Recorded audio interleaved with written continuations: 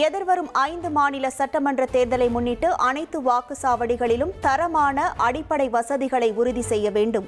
இந்திய தேர்தல் ஆணையம் அதிரடி உத்தரவு பிறப்பித்துள்ளது. தமிழக பாஜக பொறுப்பாளர் பியூஷ் கோயல் நாளை சென்னை வருகிறார்.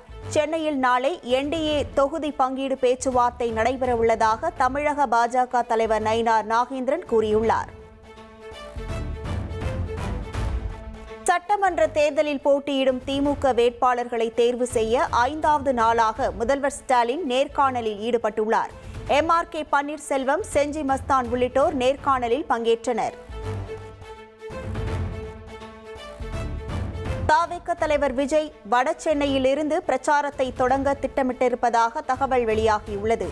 தேர்தலுக்கு முன் ஒரே இடத்தில் மொத்த நிர்வாகிகளையும் சந்திக்க விஜய் திட்டமிட்டிருப்பதாகவும் கூறப்படுகிறது. திமுக கூட்டணியிலிருந்து வெளியேறுவதாக தமிழக வாழ்வுரிமை கட்சி தலைவர் வேல்முருகன் அறிவித்துள்ளார். கோரிக்கைகளை பொருட்படுத்தாமல் பெரியண்ணன் பாணியில் திமுக செயல்படுவதாகவும் சமூக நீதிக்கு எதிரான சக்திகளை திமுகவுடன் வைத்துள்ளதாகவும் குற்றம் சாட்டியுள்ளார். தங்கள் கோரிக்கைகளை ஏற்றுக்கொள்ளும் கட்சிகளுடன் கூட்டணி அமைக்கப்படும் என வேல்முருகன் கூறியுள்ளார். தேர்தல் நிலைப்பாடு குறித்து ஆலோசித்து முடிவெடுக்கப்படும் என்றும் தெரிவித்துள்ளார். திமுக கூட்டணியில் 5 தொகுதிகளை ஏற்க முதல்வர் வலியுறுத்தினார் என பேச்சுவார்த்தைக்கு பின்னர் CPM மாநில செயலாளர் சண்முகம் கூறினார். 6 தொகுதிகளை பெற பேச்சுவார்த்தை நடத்தினோம் என்றும் சென்னையில் கட்டாயம் போட்டியிடுவோம் என்றும் தெரிவித்தார்.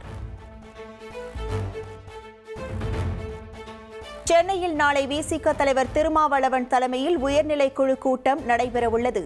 திமுகவுடன் தொகுதி பங்கீடு இறுதியாகாத நிலையில் தேர்தல் குறித்து நாளைய கூட்டத்தில் முக்கிய முடிவு எடுக்க உள்ளதாகவும் தகவல் வெளியாகியுள்ளது. தொகுதி பங்கீடு தொடர்பாக நிர்வாகிகளிடம் இமெயில் மூலம் மக்கள் நீதி மய்யம் தலைவர் கமல்ஹாசன் கருத்து கேட்டுள்ளார். 2 தொகுதிகள் ஒதுக்க திமுக முன்வந்துள்ள நிலையில் 4 தொகுதிகள் மற்றும் டார்ச் லைட் சின்னத்தில் போட்டியிட மக்கள் நீதி மய்யம் நிர்வாகிகள் வலியுறுத்தி வருகின்றனர். நாம் தமிழர் கட்சி தலைமை ஒருங்கிணைப்பாளர் சீமான் நாளை திருத்தணியிலிருந்து முதற்கட்ட தேர்தல் பிரச்சாரத்தை தொடங்குகிறார்.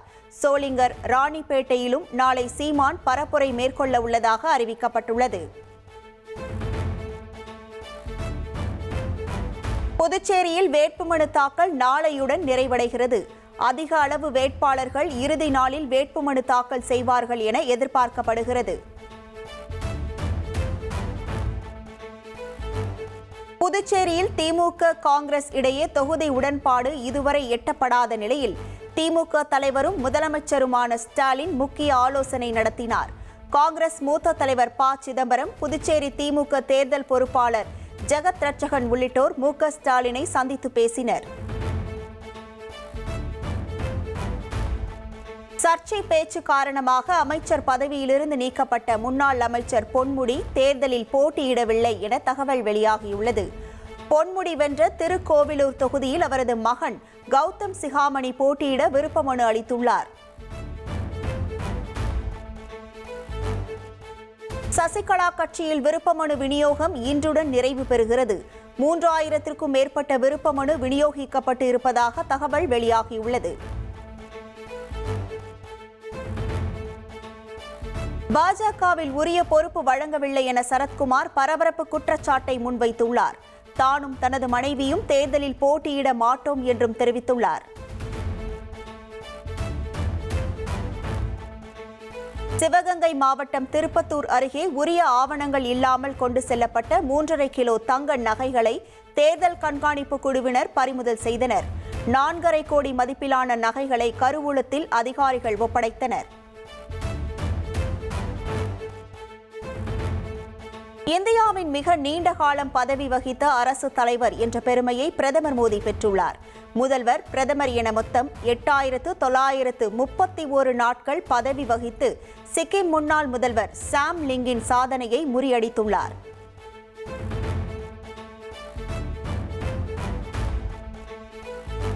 தமிழகத்தையே உலுக்கிய சாத்தான்குளம் தந்தை மகன் கொலை வழக்கில் நாளை தீர்ப்பு வெளியாகிறது. வழக்கில் 9 போலீசார் கைது செய்யப்பட்ட நிலையில் மதுரை மாவட்ட நீதிமன்ற நீதிபதி முத்துக்குமரன் தீர்ப்பை வழங்குகிறார்.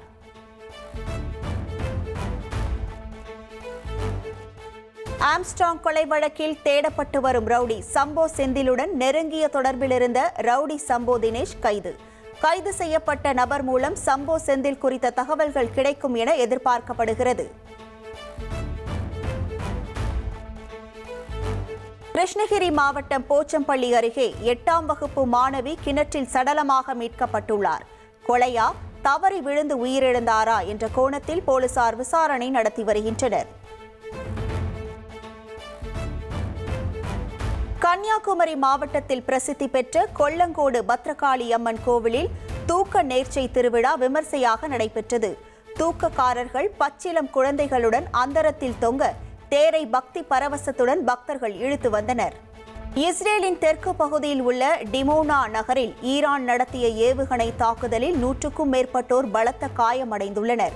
அணுசக்தி ஆய்வு மையம் அமைந்துள்ள பகுதியை குறிவைத்து தாக்குதல் நடத்தியிருப்பதால் பொதுமக்கள் அச்சமடைந்துள்ளனர். ஈரானில் தரைவழி தாக்குதலுக்கு அமெரிக்கா தயாராகி வருவதாக தகவல் வெளியாகியுள்ளது. பென்டகன் அதிகாரிகளை மேற்கோள் காட்டி CBS செய்தி நிறுவனம் இந்த தகவலை வெளியிட்டுள்ளது.